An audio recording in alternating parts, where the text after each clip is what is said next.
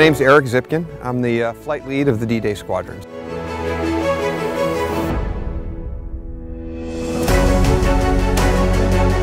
D-Day Squadron is bringing a full squadron of World War II era C-47 aircraft to Europe to commemorate the 75th anniversary of the D-Day invasion, and then go on to Germany to commemorate the 70th anniversary of the Berlin airlift.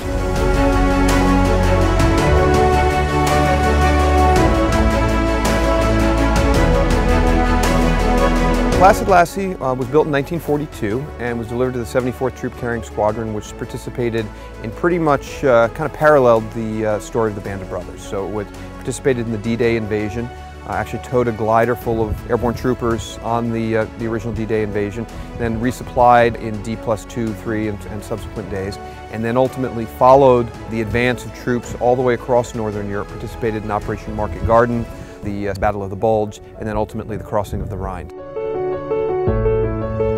So on our aircraft, we've got a team of about 12. As they say, it takes a village, and we have a kind of a large group of people to help make things work for us.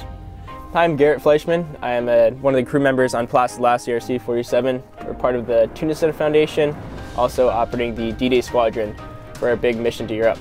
The start of the C-47 doesn't start in the cockpit. It starts when we first start walking around the aircraft and doing our pre-flight.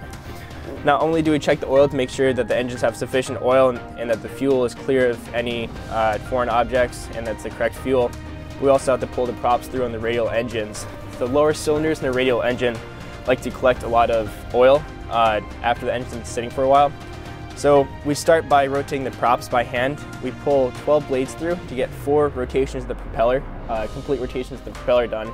And it allows you to feel the engines, make sure that nothing's wrong with the engine, that there's no hangs on anything, and you're also cycling the oil throughout the cylinders. Once that's done, we complete our pre-flight and then head to the cockpit. The master switch comes on, we start running through our checklist.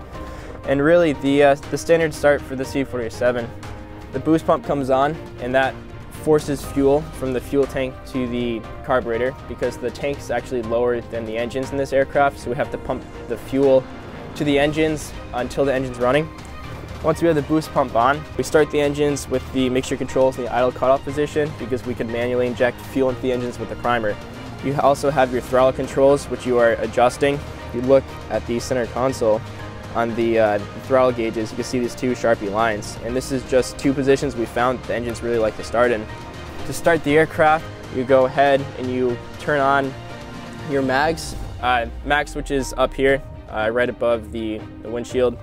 It ungrounds the magnetos, which allow the spark plugs to start producing spark. So mags come on, you're holding the starter and the vibrator, as well as the primer. And these 3 switches, the primer injects the fuel, the starter rotates the engine, and the vibrator excites those spark plugs, and it gives the spark plugs a much stronger spark for our engine start. You basically hold these 3 switches to whichever engine you're starting, and we count 12 rotations of the propeller. That gets everything cycling. It's a good start point to get the fuel and air mixture and everything zeroed out. Once the engine catches, you release the starter and you hold the primer and the vibrator. Once the engine starts running strong, you can release the vibrator and you're basically just fingering the primer to keep the engine running smoothly.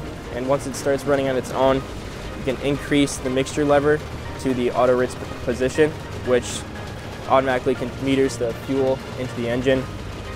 And then you can let go of the primer. If the engine's running strong, then you just successfully started a C-47 engine.